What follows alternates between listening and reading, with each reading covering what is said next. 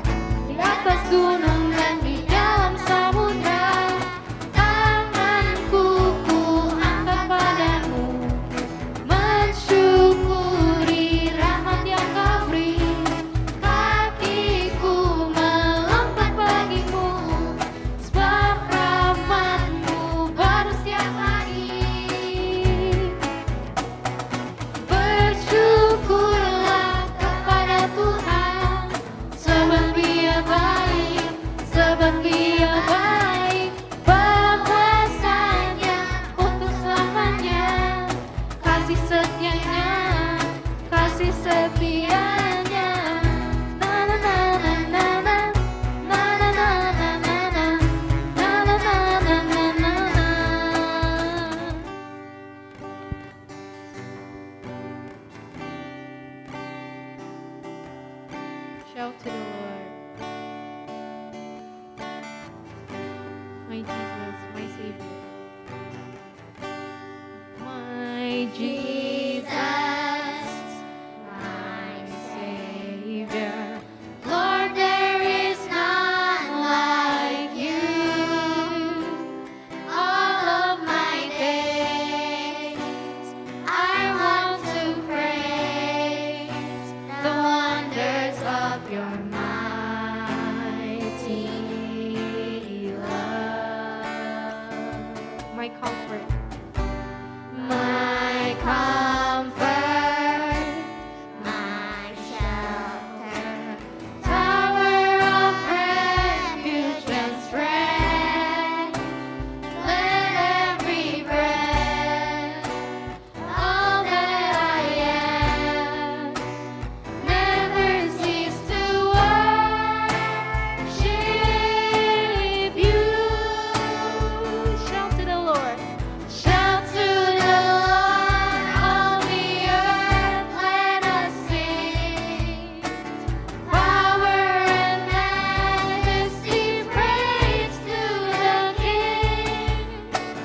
Mountains bow down and the seas will roar at the sound of your name. I sing for joy at the work of your hands. Forever I'll love you, forever I'll stand. Nothing compares to the promise I have in you. My comfort, my shelter. My comfort, my shelter, tower of refuge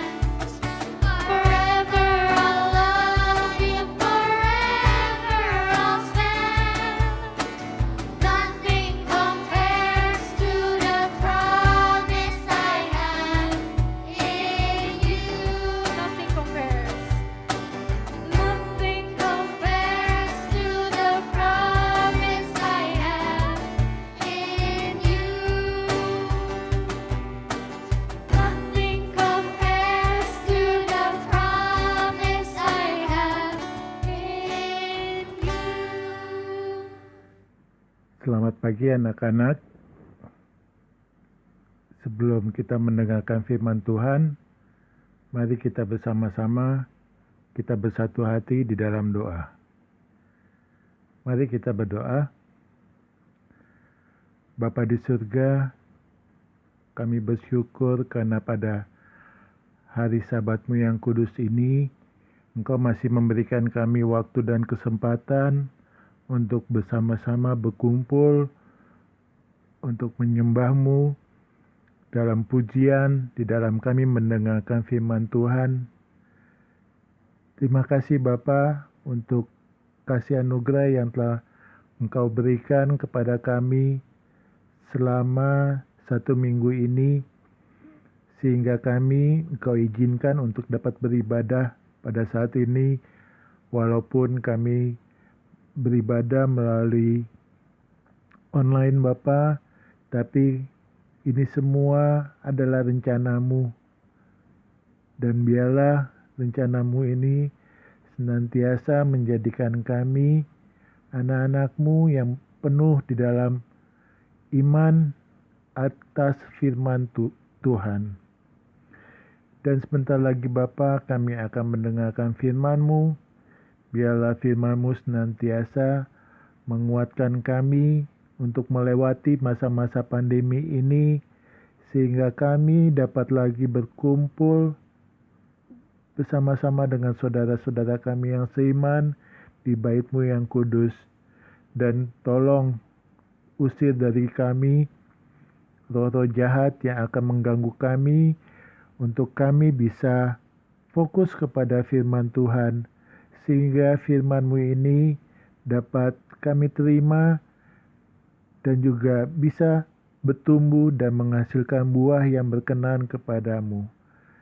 Tolong izinkan kasih anugerah-Mu senantiasa menyertai kami di dalam kami mendengarkan firman-Mu.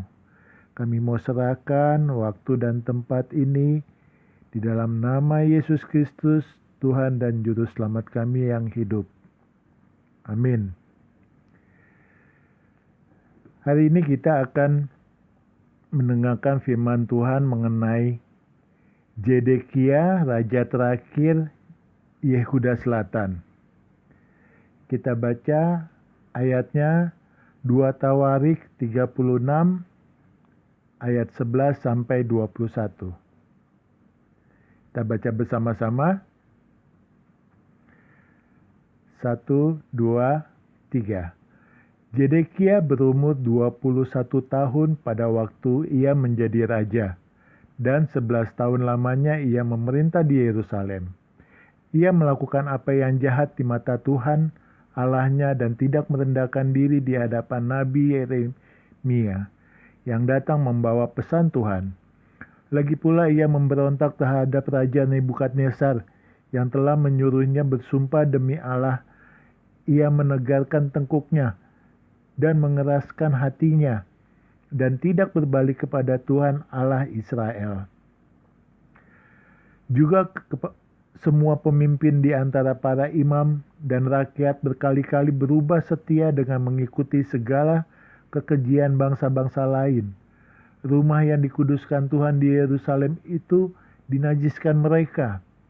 Namun Tuhan Allah nenek moyang mereka berulang-ulang mengirim pesan melalui utusan-utusannya, karena ia sayang kepada umatnya dan tempat kediamannya. Tetapi mereka mengolok-olok utusan-utusan Allah itu, menghina segala firman-Nya, dan mengejek nabi-nabinya. Oleh sebab itu, murka Tuhan bangkit terhadap umat-Nya, sehingga tidak mungkin lagi pemulihan. Tuhan menggerakkan raja orang Kasdim melawan mereka. Raja itu membunuh teruna mereka dengan pedang dalam rumah kudus mereka, dan tidak menyayangkan teruna atau gadis, orang tua, atau orang ubanan. Semuanya diserahkan Tuhan ke dalam tangannya. Seluruh perkakas rumah Allah yang besar dan yang kecil, serta harta benda dari rumah Tuhan, harta benda raja, dan harta benda para panglimanya, semuanya dibawa ke Babel. Mereka membakar rumah Allah, merobohkan tembok Yerusalem, dan membakar segala puri dalam kota itu dengan api, sehingga musnahlah segala perabotannya yang indah-indah. Mereka yang masih tinggal dan yang luput dari pedang diangkutnya ke Babel, dan mereka menjadi budaknya dan budak anak-anaknya sampai kerajaan Persia berkuasa. Dengan demikian, genaplah firman Tuhan yang diucapkan Yeremia, sampai tanah ini itu pulih dari akibat dilalaikannya tahun-tahun sabatnya, karena tanah itu tandus selama menjalani sabat hingga genaplah 70 tahun. Amin. Demikian firman Tuhan. Kita mau lihat sekarang nomor 1, Zedekia mengabaikan nubuat Allah. Raja dari Babel yaitu Nebukadnezar, dia mengangkat matanya. Dan matanya ini adalah paman dari Yoyakin untuk menjadi raja menggantikan dia di Yehuda Selatan.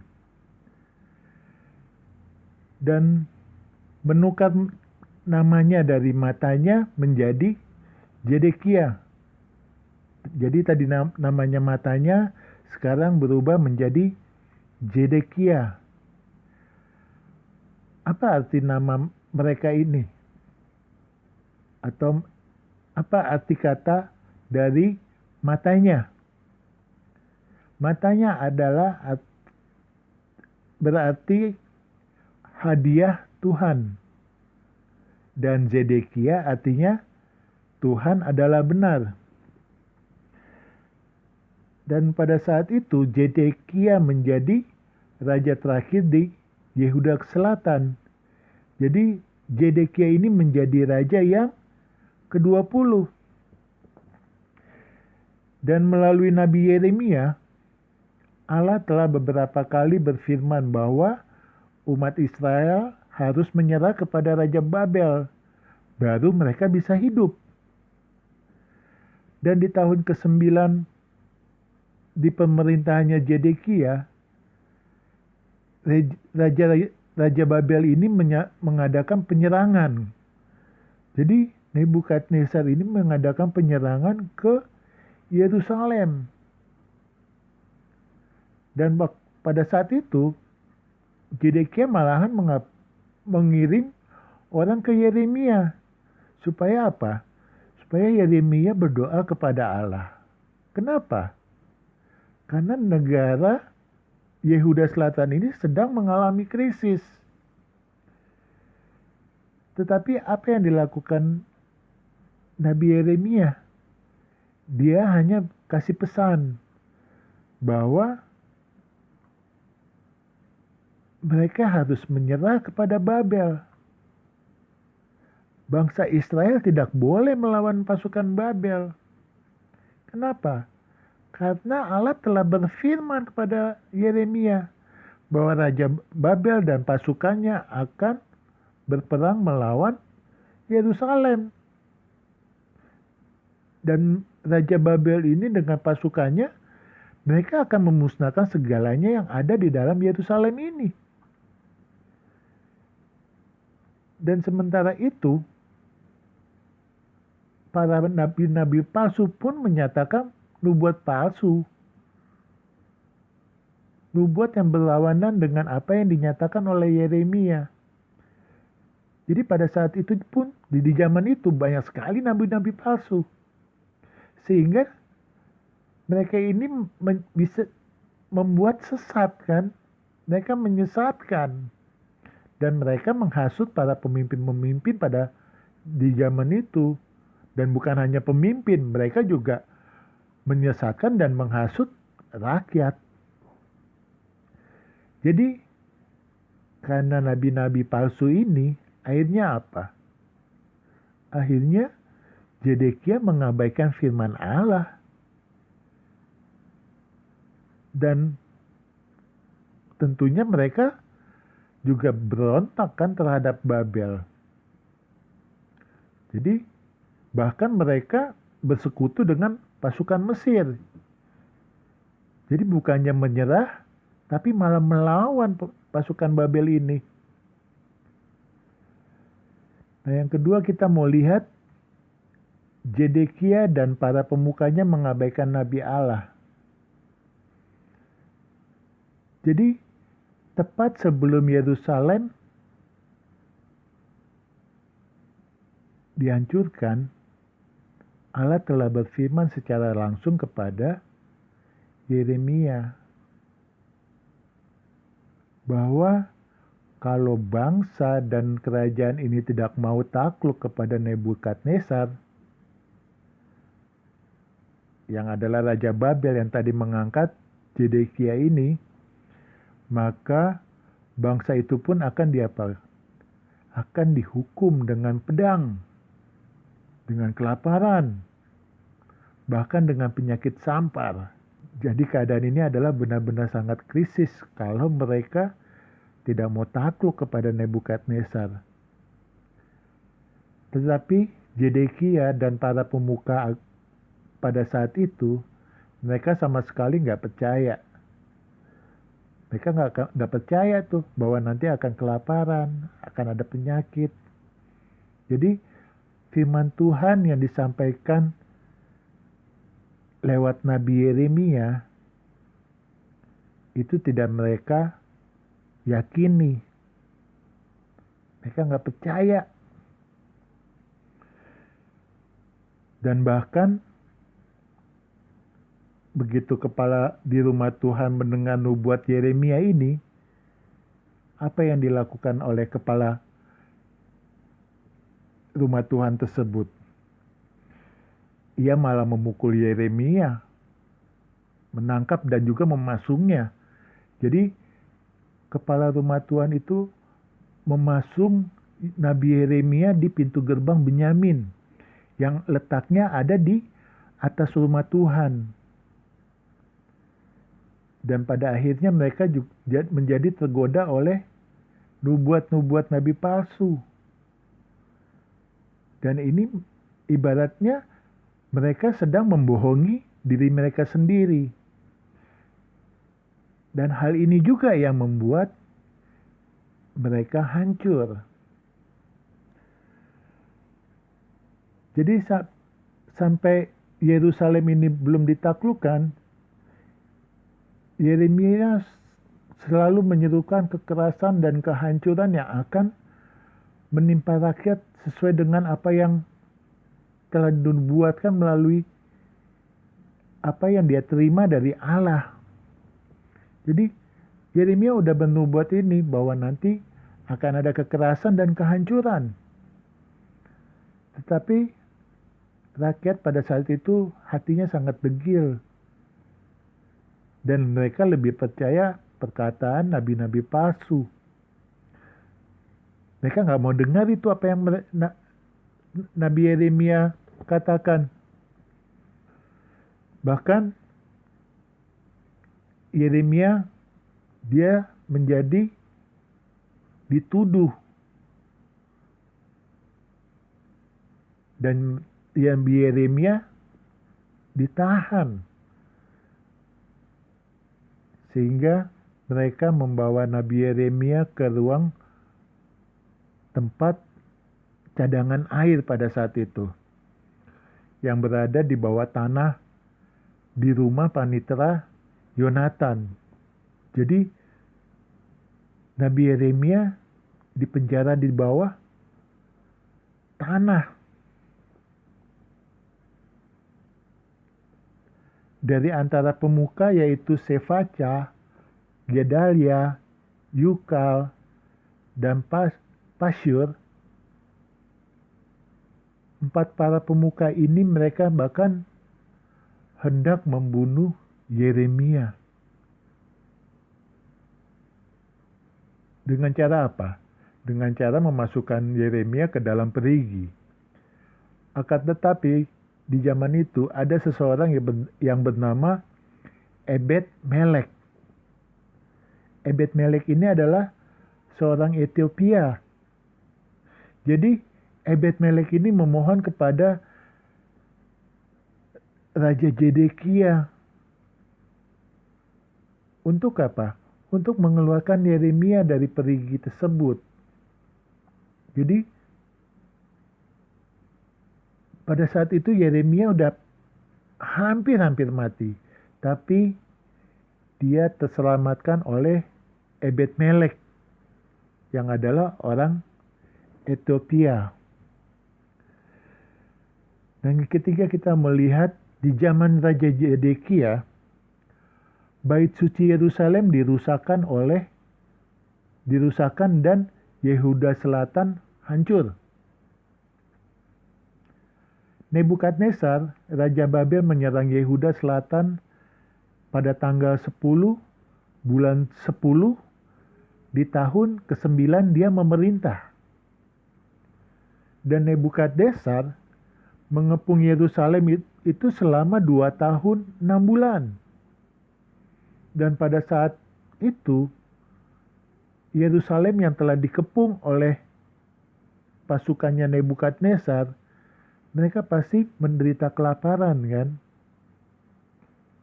Karena mereka sudah dikepung. Dan akhirnya Yerusalem ditaklukkan pada tanggal 9 bulan 4 di tahun ke-11 Zedekia memerintah. Dan pada saat itu seseorang Nebuzaradan, dia adalah kepala pengawal Raja Babel, dia membakar rumah Tuhan. Rumahnya raja juga dibakar. Dan semua rumah di Yerusalem dia bakar. Serta tembok di sekeliling Yerusalem dia robohkan. Dan bukan hanya itu, perkakas-perkakas di bait suci pun yang masih ada di sana, yang tertinggal, yang tersisa di sana, dia bawa ke Babel. Dan yang keempat, kita mau lihat Zedekia menghadapi akhir yang tragis. Jadi pada saat Babel mengepung Yerusalem, Raja Zedekia dia telah melarikan diri. Tetapi apa? Dia dapat dikejar dan ditangkap oleh tentara Kasdim di dataran Yeriko. Dan tentara ini membawa Zedekia kepada Raja Babel. Raja Babel menjatuhkan hukuman kepada Zedekia untuk dibutakan matanya. Tetapi sebelum mata Zedekia dibutakan, dia melihat anak-anaknya itu mati di depan mata dia. Dan setelah dia melihat itu, barulah kedua mata Zedekia dibutakan dan tangannya dibelenggu dengan rantai tembaga.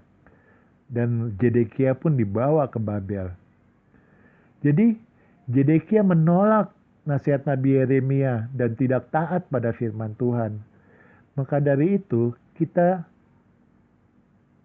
dapat belajar dari Zedekia. Walaupun kita tidak mengerti yang Tuhan firmankan kepada kita, tetapi kita harus taat apa yang Tuhan perintahkan.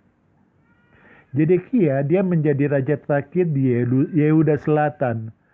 Adalah hadiah yang diberikan Allah kepadanya dan merupakan pemeliharaan sejarah penubusan dari Allah yang hendak menjadikan Yehuda Selatan sebagai tawanan Babel untuk melatih mereka. Jadi kita harus menjadi anak-anak yang mengerti arti pemberian Allah dan juga mentaati firman Allah.